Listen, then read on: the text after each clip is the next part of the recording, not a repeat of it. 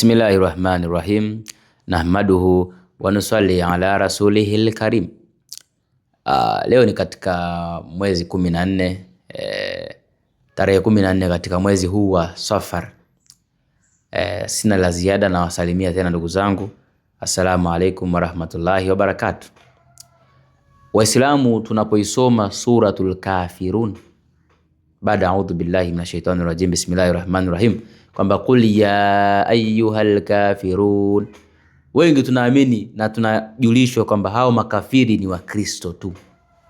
Yani hao makafiri ni Wakristo. Yani leo Muislamu akisikia neno kafiri anajua ni Mkristo ndo kafiri. Direct. Na chuki imejengwa toka utotoni. Mtoto anaaminishwa wewe Mkristo ni kafiri, huyu kafiri, huyu kafiri, kafiri. Lakini that's not the Quran. Qurani haisemi hivyo. Qurani haijasema Mkristo ndo kafiri. Qurani haijasema. Tuache kuizushia uongo Qurani. Tuache kueneza chuki kinyume na Qurani. Qurani haijasema Mkristo ni kafiri. Haijasema Qurani. Qurani inawataja watu wa aina tatu. Qurani inawataja watu wa aina 4 kisifa. Watu wa aina 4. Wa kwanza ni Muislamu. Wa pili ni Mkristo ama Mnaswara. Wa tatu ni kafiri. Wa 4 ni mshirikina. Qurani inawataja watu jamii hizi na aina hizi 4 tofauti. Hawa watu Waislamu ni kina nani? Waislamu ni wale ambao wametamka shahada kwa kumwamini Mwenyezi Mungu na mtume wake. Ahlul kitabi ni kina nani? Maana ahlul kitabi ndo watu wa aina ya pili ambao tumetajiwa kwenye Qur'an. Ahlul kitabi ni watu gani? Ahlul kitabi ni baina ya Wakristo na Wayahudi. Makafiri ni kina nani? Makafiri ni kundi la watu ambao wanaujua ukweli ila wanauficha. Wanaujua ukweli ila hawataki kuusikia, wanaupuza, hawataki kuusikia, wanautupilia mbali huko. Na kwenye kundi hili la makafiri anaweza akawa yoyote, kutoka katika ahlul kitabi au kutoka katika Waislamu akaingia hapa. Yoyote anaweza akawa kwenye kundi la ukafiri. Washirikina ni kina nani? Washirikina sio makafiri. Kwani kuna kafiri ambaye sio mshirikina. Yani ni kafiri ila sio mshirikina. Washirikina ni wale wapagani ambao wanaabudu masanamu. Wale wanaabudu mang'ombe, wanaabudu masanamu, hao ndo washirikina. Hao ndo washirikina. Aidha kama mshirikina na asiwe kafiri, kwa sababu yeye mshirikina ila hana time na wewe, hana time na wewe na Uislamu wako. Hana time.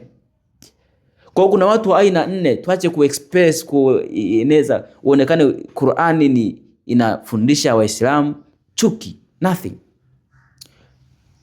Ahlul kitabi ni Wakristo na Wayahudi.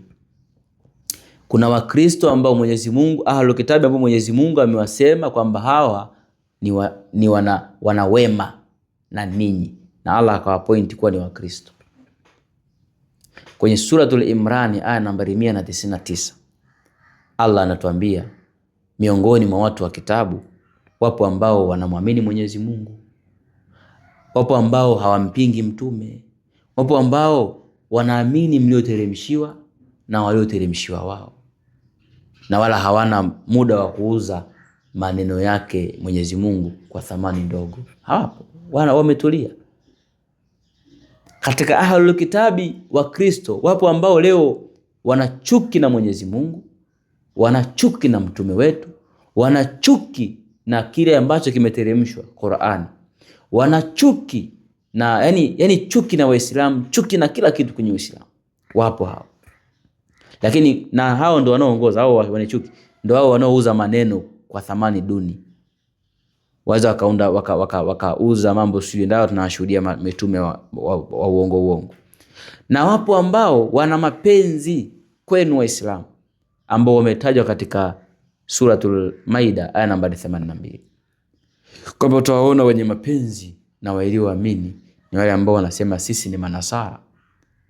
Manasara hawa wana sifa gani? Allah anasema kwa kuwa hawafanyi kiburi. Kwa wapo ambao wana mapenzi na sisi katika ahlul kitab, katika manaswara na wakristo. Wapo hawana uadui na sisi. Mtume sallallahu alaihi wasallam mpaka anakufa anadaiwa deni na Myahudi. Myahudi huyu alimkopesha mtume ngano. Hakuwa na uadui naye. Japo palikuwa na Mayahudi ambao walikuwa na chuki na mtume, ila huyu hakuwa na uadui na mtume mpaka anamkopesha ngano. Iko mifano mingi sana. Lakini Waislamu wa zama hizi wenyewe wamewajumlisha wote hawa katika kundi moja. Yaani Wakristo, Wayahudi, washirikina, makafiri, wao ni kitu hichi kimoja. Kila mtu kafiri. Kafiri unapomwambia mtu ni neno la kuhukumu baada ya kuona kwamba mtu ule ameshathibitisha kupinga ukweli, na hata baada ya kuusikia akauficha na kukataa na kutokutaka kukusikia ukiongea huo ukweli. Yaani kafiri ni yule ambaye hataki ukweli, hata kuusikia, na pia hataki wengine wausikie. Hatutaki uwaambie watu huo ujinga. Huo ndo kafiri. Asa Wakristo wengi katika hichi kipindi wapo katika kundi hili. Tunaposoma Qur'ani tu tunatafakari.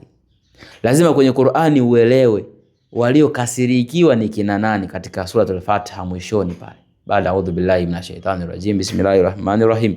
Ile mwishoni nako malizikia ghairil maghdubi alaihim waladhdallin. Waliokasirikiwa ni kina nani? Ghairil maghdubi. Na wale waladhdallin, na waliopotea ni kina nani? Lazima ujue kwa hapa waliokasirikiwa ni Mayahudi. Na Mwenyezi Mungu anasema Wakristo wengi wamepotea. Wengi wamepotea. Waladhdallin. Wengi wamepotea. Wewe Muislamu ndio umepewa sa muongozo. Asa badala ya kuwaelekeza kwa mapenzi, kuwaelekeza kwa upole, wewe unawahukumu. Wewe motoni kafiri, wewe unawahukumu. Asa unatarajia nini? Hakuna ambacho tutakipata katika hilo zaidi ya mabishano, kama ambavyo leo mabishano yanaendelea kufanyika. Mwisho wa siku leo neno kafiri linatolewa kama vile pipi. Na Waislamu hata wenyewe wanaambizana kafiri.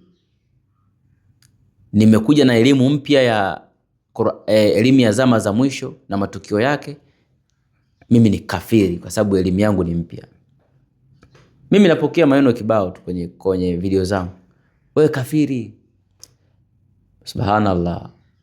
Shahada nimetamka mwenyewe. Sijatamkishwa na mtu kwa mapenzi yangu. Lakini kwa sababu ya kutokuwa na elimu kwa watu, wewe kafiri kwa sababu mkuja na elimu mpya ambao wenyewe hawajui. Kafiri wewe. Of course sijali, na naomba kama kuna jina lingine baya zaidi ya hii mlitumie, kwa sababu hilo nishalizoea. Shalizoea, ni jina ambalo shalizoea sana. Kwa mtumie jina lingine jipya zaidi ambalo litakuwa ni kali zaidi. Maana matusi, majina hayo nishazoea sasa. Hakuna ambacho kitaweza kunizima mimi kuzungumza. Nitaendelea kuzungumza. Shekhi wangu Imran Hussein anasemaga mbwa wataendelea kubweka, lakini msafara utazidi kusonga mbele. Mbwa wanabweka sana, lakini msafara utaendelea kusonga mbele. Msafara hauwezi kusimama kwa sababu ya mbwa wanabweka. Haiwezekani. Allah tabaraka wa taala tuongoze, kwa sababu kutumia neno kafiri pahala pasipo sahihi, mtume anasema ule ukafiri utakurudia wewe. Ule ukafiri ambao unamtakia mwenzako ambaye wewe kafiri kumbe sio kafiri, ukafiri ule utakurudia wewe. Mtume anasema atakayemwambia Muislamu mwenzake wewe kafiri, au mtu kafiri, na yule mtu akawa sio kafiri kwa sababu tu ya chuki zake binafsi, ule ukafiri utamrudia yeye. Ule ukafiri utamrudia yeye bwana ambaye katamka. Kwa epuka sana kutoa neno kafiri kwa mtu ambaye hujui kama kweli ni kafiri. Wewe tu umeona kwa mtazamo wako, haja kupingia Qur'ani yako, mnaishi vizuri. Na ukitaka kujua kwamba hili neno kafiri linatumika vibaya leo, Hilo kafiri wanalisema mtandaoni hapa, lakini yuko mtaani utasikia Isaya, hebu niazime chumvi. Yohana, niazime 2000 hapa. Bana Mangi ni Mkristo. Hebu nikopeshe basi hapo kidogo na nili. Hiyo ni ya mtandaoni tu wadu. Akija mtandaoni huko, makafiri mtaani huko, ndugu. Ndio unafiki wa Waislamu wanafiki. Huo ni unafiki. Mnafiki sio Mkristo. Mnafiki sio mkafiri. Mnafiki sio mshirikina. Mnafiki anakuwa Muislamu. Ni mtu ambaye kashaamini ukweli ni nini, alafu anakuwa mnafiki. Ndio sifa ya wanafiki, ndio hiyo.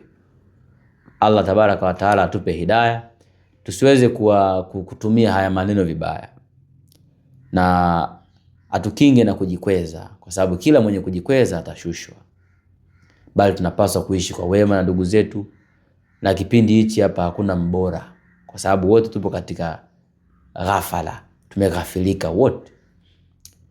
Au kuna wakati yetu hapa ambaye anaishi kwa kufuata misingi ya Mola wake 100%? Yupo kati yetu? Hayupo. Wote hapa tunaishi katika serikali za demokrasia, tunaishi katika uchumi wa nchi za magharibi, yani complicated system. So hakuna kumwambia mwenzake wewe ni kafiri wewe, bali wote tupo katika ghafala. Wewe ambaye una ujuzi kidogo wa jambo la kheri, unajua hili ni zuri, mlingania ambaye hajui. Na kama umemlingania hajakuelewa, endelea kutenda mazuri. Wenda wakati mwingine maneno yako yasimshawishi, ila tabia yako ikamshawishi, kwamba huyu bwana ana tabia nzuri, huyu bwana atakuwa mcha Mungu kweli. Ndio walichokuwa wanafanya maswahaba. Hawakumlazimisha mtu kusilimu. Wao walimlingania kwa kheri, alipokataa wakamwacha. Baadaye watu walikuja wakasilimu wenyewe, kwa sababu waliona hawa watu wanavyofanya tabia zao, kweli hawa ni watu wa Mungu. Kwa tumche Mwenyezi Mungu. Dini ya Allah mwenyewe anasema haina kulazimisha. Wewe ukizungumza tu wacha Mungu, Allah atawapa hidayah, watakuja wenyewe. Wewe zungumza kwa uwazi, kwa staha na adabu, Allah atawaleta mwenyewe watu wake. Allah tabaraka wa taala atukinge na hayo na atuongoze. Assalamu alaikum wa rahmatullahi wa barakatuh.